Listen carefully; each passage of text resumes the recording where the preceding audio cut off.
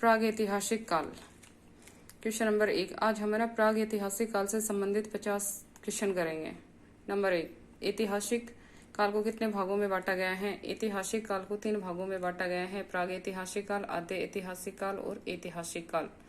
Question number 2, पाषाण काल को किस काल में रखा जाता है? पाषाण काल को प्रागैतिहासिक काल में रखा जाता है। क्वेश्चन नंबर 3, हड़प्पा और वैदिक संस्कृति की गणना किस काल में की जाती है? हड़प्पा और वैदिक संस्कृति की गणना आद्य ऐतिहासिक काल में की जाती है, क्योंकि इस समय के लिखित सामग्री उपलब्ध होती है लेकिन उन्हें पढ़ा नहीं जा सका है। क्वेश्चन नंबर 4, स्तनपायी या स्तनधारी किस काल में उत्पन्न हुए? स्तनपायी और स्तनधारी सोनोजोइक काल में उत्पन्न हुए थे।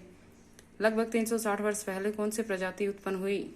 लगभग 360 वर्ष पहले प्राइमेट प्रजाति उत्पन्न हुई। क्वेश्चन नंबर 6, प्राइमेट से कौन सी प्रजाति उत्पन्न हुई? प्राइमेट से होमिनोइड प्रजाति उत्पन्न हुई और होमिनोइड में वानर शामिल थे। क्वेश्चन नंबर 7, होमिनोइड का उद्भव हुआ था। होमिनोइड का उद्भव अफ्रीका में हुआ था।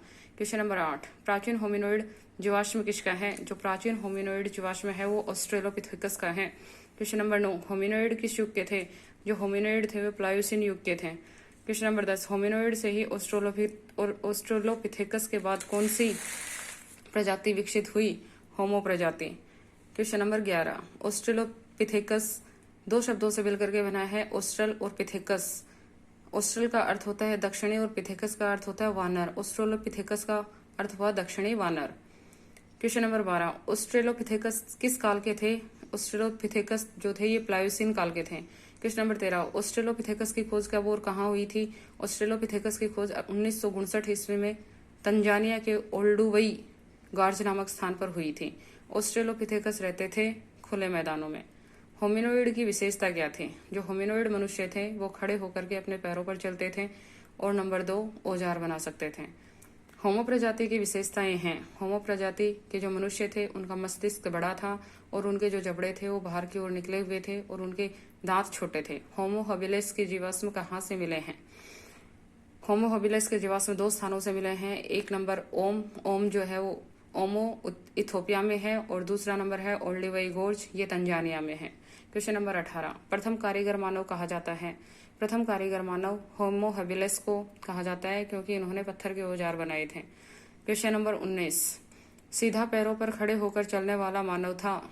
सीधा पैरों पर खड़े होकर चलने वाला पहला मनुष्य था होमो इरेक्टस।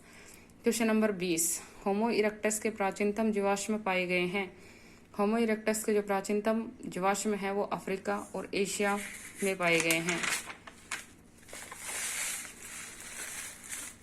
अग्नि का प्रयोग करने वाली प्रथम प्रजाति होमो इरेक्टस थी। अग्नि का प्रयोग करने वाली प्रथम जो प्रजाति थी वो होमो इरेक्टस थी। होमो सैपियंस को कहा जाता है? होमो सैपियंस को प्राज्ञ, चिंतनशील मानव और बुद्धिमान मानव कहा जाता है। होमो सैपियंस जो शब्द है वो लैटिन भाषा का है जिसका सर्वप्रथम प्रयोग किया था कार्ल लिनियस ने।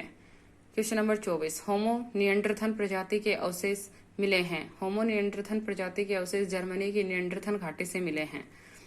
क्वेश्चन नंबर 25, सवाधान की शुरुआत किसने की? सवाधान की शुरुआत निएंडरथल मानव ने की थी। क्वेश्चन नंबर 26, यूरोप में मिले सबसे पुराने जीवाश्म किसके हैं? यूरोप में मिले सबसे पुराने जो जीवाश्म है वो होमो हाइडलबर्ग और होमो निएंडरथल के हैं। क्वेश्चन नंबर 27, वर्तमान मानव प्रजाति का विकास किससे हुआ है? जो आज की या वर्तमान जो मानव प्रजाति है उसका विकास होमो सैपियंस से हुआ है। क्वेश्चन नंबर 28, होमो सैपियंस की विशेषताएं हैं। होमो सैपियंस उभरी हुई ठुड्डी है और नंबर 2 खोपड़ी का जो पश्च भाग है वो गोलाकार है। क्वेश्चन नंबर 29, पत्थर के औजार बनाने और उनका इस्तेमाल किए जाने का सबसे प्राचीन साक्ष्य मिला है इथोपिया और केन्या का।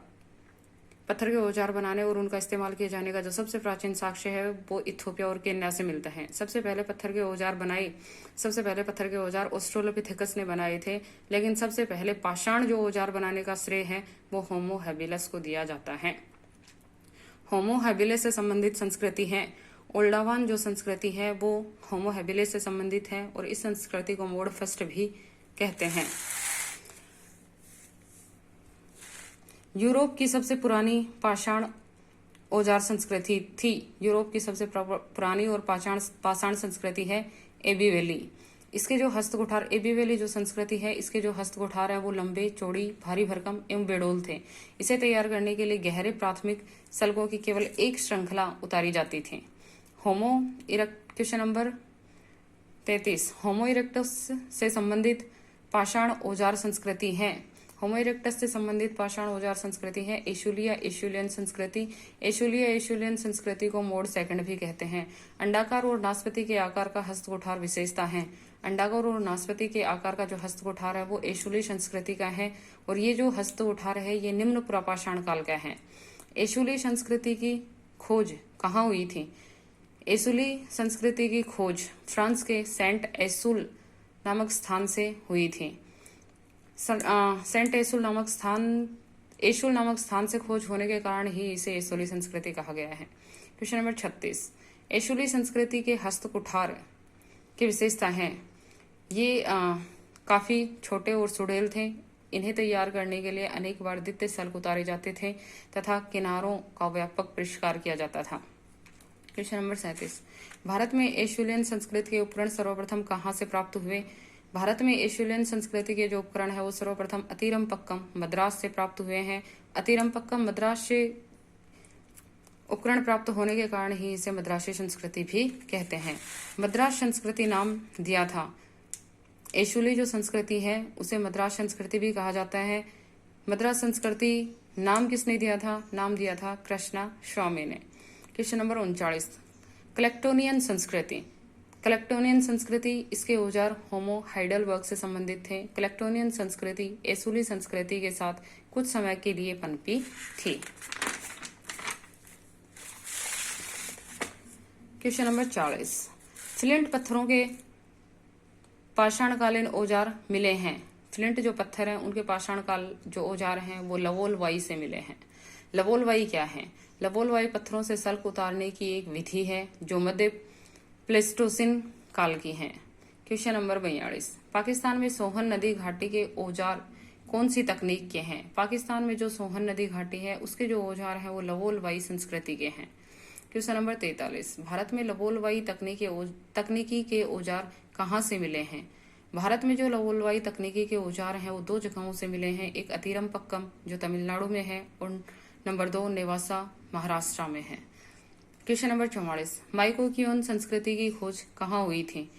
माइकोकियोन संस्कृति की खोज फ्रांस के ला माइको नामक स्थान से हुई थी। माइकोकियोन की खोज किसने की थी? माइकोकियोन की खोज ओटो होसर ने की थी। नियंत्रथन मानव, क्वेश्चन नंबर 46, नियंत्रथन मानव की पाषाण औजार संस्कृति है। नियंत्रथन मानव की जो पाषाण औजार संस्कृति है वो है मोस्तारी। क्वेश्चन नंबर 47, कोपेनहेगन संग्रहालय की सामग्री के आधार पर 1836 में मानव इतिहास को त्रिकाल पाषाण, कांस्य और लौह में विभाजित किसने किया था? C.J. थॉम्सन ने इसे 3 भागों या त्रिकाल में बांटे हैं, पाषाण, कांस्य और लौह में। प्री हिस्टोरिका टाइम्स पुस्तक किसकी है? प्री हिस्टोरिका टाइम्स पुस्तक जॉन लोकबाग की है। क्वेश्चन नंबर 49, 1865 में जॉन लोकबाग ने पाषाण काल का विभाजन किया 2 भागों में, पुरापाषाण काल और नवपाषाण काल। क्वेश्चन नंबर 50, पुरापाषाण काल और नवपाषाण काल शब्द का सर्वप्रथम प्रयोग किया जॉन लोकबाग ने।